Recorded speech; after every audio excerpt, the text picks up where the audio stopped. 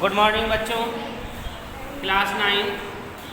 बच्चों, आपने पिछली क्लास में पढ़ा था कुछ संक्रामक रोग जो जीवाणुओं के द्वारा, विषाणुओं के द्वारा और प्रोटोजोआ के द्वारा फैल रहे थे, जिसमें हमने आपको संक्रामक रोग प्रोटोजोआ के बारे में बताया था कि प्रोटोजोआ से निम्न रोग होते हैं जैसे मलेरिया, निद्रालु रोग, काला अजार आदि रोग होते हैं। इसी प्रकार आज हम आपको बताएंगे जीवाणु जनित रोग, यानी कि बैक्टीरिया से होने वाले रोग। बैक्टीरिया से किस प्रकार के कौन से रोग उत्पन्न हो जाते हैं, ये आज हम आपको बताएंगे। तो हेडिंग डालेंगे जीवाणु जनित रोग।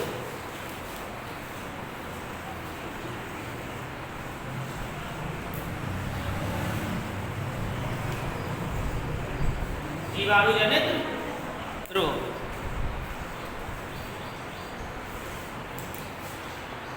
देखिए, जो जीवाणु जनित रोग हैं वे कौन कौन से हैं, जैसे ट्यूबरकुलोसिस, हैजा, म्यादी बुखार, है ना। ये सब कैसे उत्पन्न होते हैं? बैक्टीरिया से। ठीक है, तो उसी तरीके से हमें टेबल बना लेनी है जिस तरीके से आपने पिछली क्लास में बनाई थी प्रोटोजोआ के लिए। तो लिखे, सबसे पहले जीवाणु जनित रोग। यहाँ पे पहले रोग, रोग कारक, रोग कारक, वाहक संक्रमण विधि,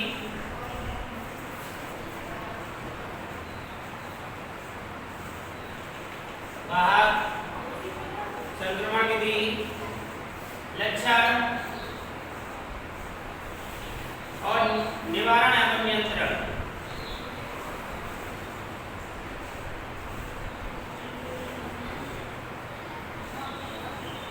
निवारण एवं नियंत्रण।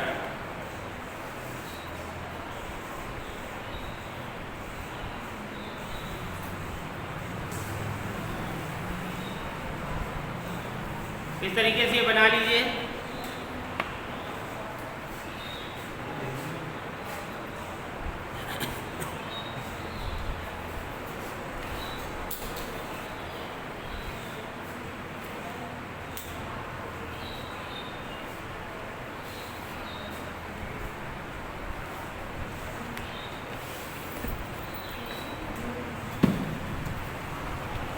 बना लो, ले ले मार्कर। देखिए, रोग है, रोग कारक है, वाहक संक्रमण विधि, लक्षण, निवारण एवं नियंत्रण। सबसे पहले लिखेंगे रोग में ट्यूबरकुलोसिस यानी कि टीबी। ठीक है,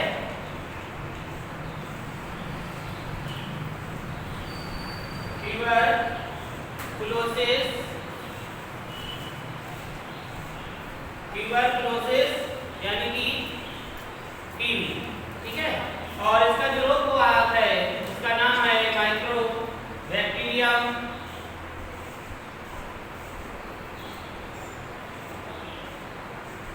माइक्रोबैक्टीरियम ट्यूबरकुलोसिस।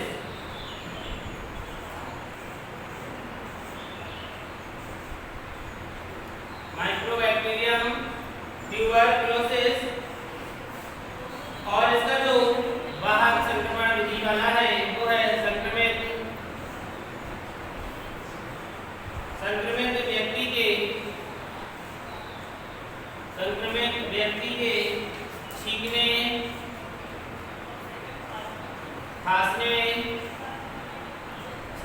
खांसने के दौरान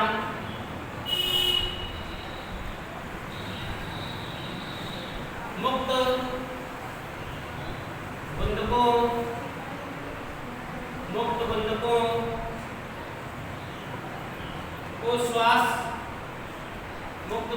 को श्वास द्वारा लेने से।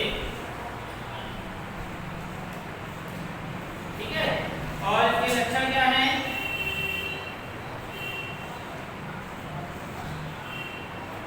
इसके लक्षण हैं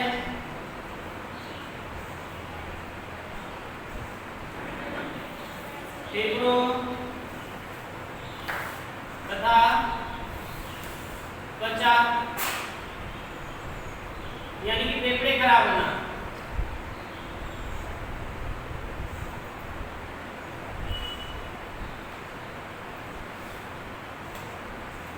भूख कम लगना,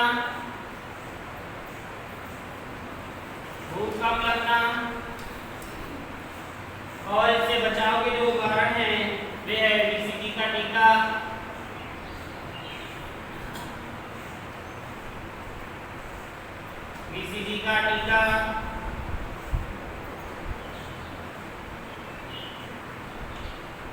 रोगी के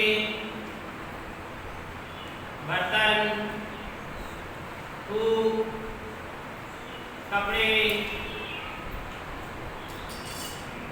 आदि से बचाव।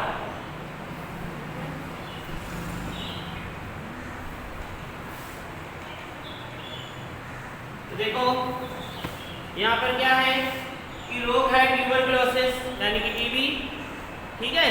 ये होता किससे है? माइक्रोबैक्टीरियम ट्यूबरकुलोसिस से। ये संक्रमित व्यक्ति के छींकने, जैसे कोई व्यक्ति बीमार है, ठीक है, तो उसके छींकने से, उसके खांसने से रोग उत्पन्न हो जाएगा। उससे फेफड़े क्या होते हैं? फेफड़ों पर असर पड़ता है, यानी सांस लेने में उससे दिक्कत होती है, फेफड़े में दर्द होता है, सीने में दर्द बना रहता है और भूख भी कम लगती है। और इसका निवारण और नियंत्रण कैसे होता है? यानी कि बीसीजी का टीका लगवाया जाता है और जो इसका रोगी होता है उसे क्या किया जाता है? रोगी के बर्तन, कपड़े आदि से इसे दूर रखा जाता है। मतलब ये देखो, जो कहते हैं कि इससे टीबी है इस, और जो टीबी वाला मरीज होता है वो खांसता है, बहुत खांसता है, उसे उसका बलगम भी आता है, तो उसे उससे दूर रखना चाहिए और लोगों को। नहीं तो क्या होता है कि उसके जो वायरस, वो जीवाणु उड़ते हैं और वह दूसरे, यहाँ पे हमने क्या बताया कि जैसे उसने खांसा या थूका तो जो उसके बूंद बूंद से गिरते हैं उनमें इन्फेक्शन होता है, वे उड़ते हैं बैक्टीरिया, और दूसरा जो व्यक्ति सांस ले रहा होता है उसकी नाक में प्रवेश कर जाते हैं, तो ऐसे व्यक्ति दूसरा संक्रमित हो जाता है, ठीक है। तो आप इसे नोट करिए। टीबी सभी जानते होंगे, इसे क्षय रोग भी कहते हैं, ठीक है, इसे क्षय रोग भी कहते हैं। टीबी को क्षय रोग कहते हैं, टीबी कहते हैं, नोट करिए इसे।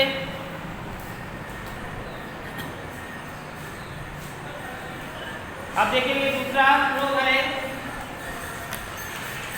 हैजा, यानी कि कॉलरा जिसे कहते हैं, सभी जानते हैं कॉलरा, यानी कि ये किसके रोग कारक होता है? विबियो कॉलेरी, विबियो कॉलेरी के द्वारा। और यह फैलता कैसे है? मक्खियों के द्वारा।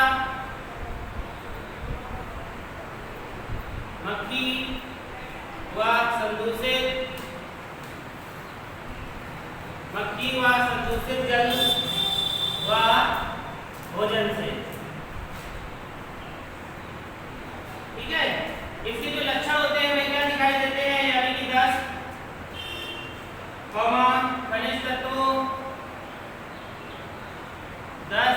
खनिज तत्वों की अत्यधिक हानि से वृक्क को नुकसान, इसमें निवारण इसका क्या है? यानी कि उबला हुआ जल पीना चाहिए, उबला हुआ जल पीना चाहिए, और पका हुआ भोजन करना चाहिए, पका हुआ भोजन करना चाहिए,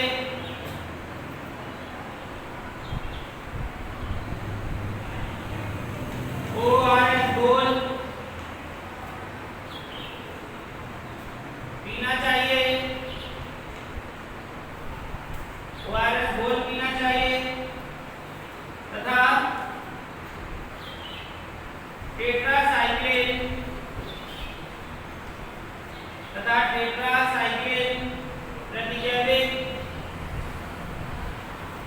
टेट्रासाइक्लिन प्रतिजैविक औषधि लेनी चाहिए।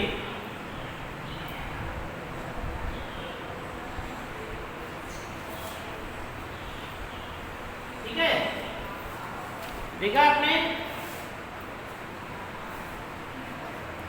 हैजा सभी जानते हैं कि ये प्रदूषित जल से हो जाता है, ठीक है? किससे हो जाता है? प्रदूषित जल से हो जाता है हैजा या कॉलरा। और इसके जो रोग मतलब जीवाणु का नाम है वो क्या है? विबियो कैलोरी। कभी प्रश्न आ जाए कि ये किस जीवाणु के कारण होता है, तो विबियो कैलोरी के कारण होता है। वाहक संक्रमण विधि इसकी क्या है? यानी कि मक्खी व सदृश जल व भोजन से ये फैलता है। जैसे कहा जाता है कि खुला हुआ भोजन न छोड़े, और दूसरे जल से भी हो जाता है। तो भोजन से जब ये रोग हो जाता है तो क्या होने लगता है? दस्त, उल्टियाँ होने लगती हैं, फिर उसे कॉलरा कहते हैं। जो इसमें क्या किस चीज़ की कमी हो जाती है? खनिज तत्वों अत्याधिक हानि होती है। जो हमारे शरीर में खनिज तत्व होते हैं जैसे मैग्नीशियम, कैल्शियम, पोटेशियम, आयरन, ये सब शरीर से उल्टी से बाहर निकल जाते हैं, दस्त से सब बाहर निकल जाते हैं। शरीर हमारा कैसा हो जाता है? कमजोर हो जाता है। और किसको हानि पहुंचती है? वृक्क को, है ना? वृक्क को हानि पहुंचती है। और इसमें क्या हमें लेना चाहिए? उबला हुआ जल, यानी कि उबला हुआ इसलिए कि कोई भी बैक्टीरिया उसमें ना हो। पका हुआ भोजन यानी कि पूर्ण रूप से जो पका हो। ORS का घोल पीना चाहिए तथा टेट्रासाइक्लिन प्रतिजैविक औषधि लेनी चाहिए, ठीक है? इसे आप लोग नोट करिए।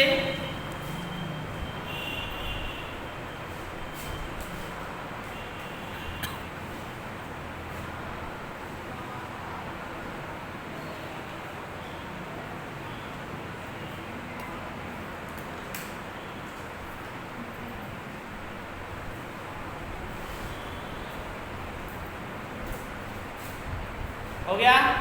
अब देखेंगे तीसरा, मियादी बुखार।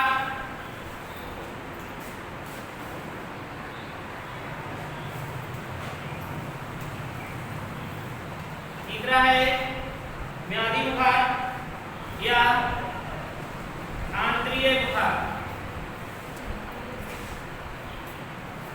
मियादी बुखार या आंतरीय बुखार जिसका जीवाणु है साल्मोनेला टाइफी, साल्मोनेला टाइफी। और ये इसका संक्रमण कैसे फैलता है? यानी कि दूषित जल द्वारा, दूषित जल द्वारा,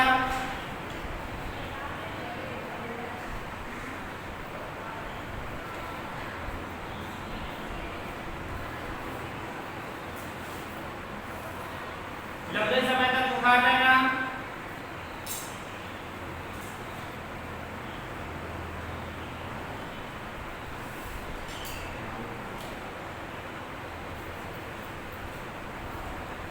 और बुखार के साथ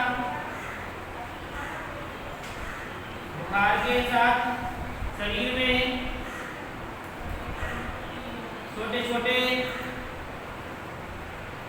छोटे मोती जैसे दाने दिखाई देना।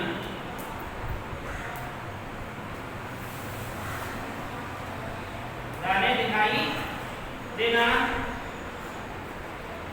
बचाव क्या है? खाद्य पदार्थों को हमेशा ढककर रखना। खाद्य पदार्थों को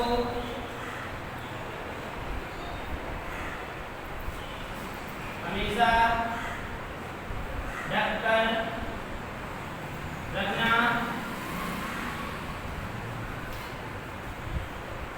तथा क्लोरेनिकोल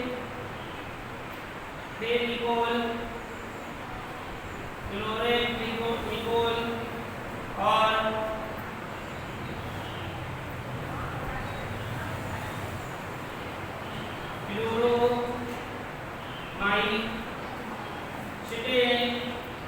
क्लोरोमाइसिटिन नामक औषधि लेना।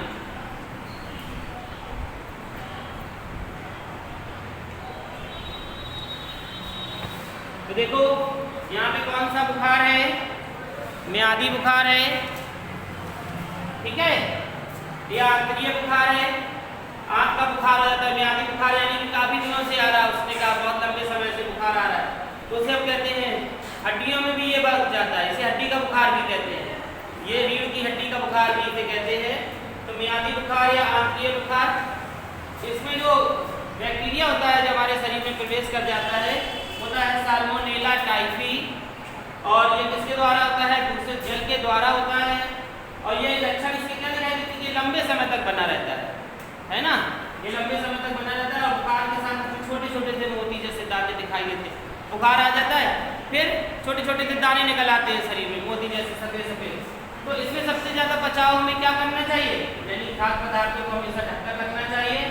क्लोरोफेनिको और क्लोरोमाइसिटिन नामक औषधि का प्रयोग करना चाहिए। ठीक है, तो इससे हम बच सकते हैं। इसके आगे इसमें और भी रोग हैं जो हम आपको इसकी अगली क्लास में बताएंगे।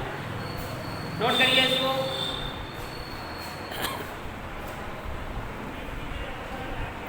इसे नोट कर लीजिए।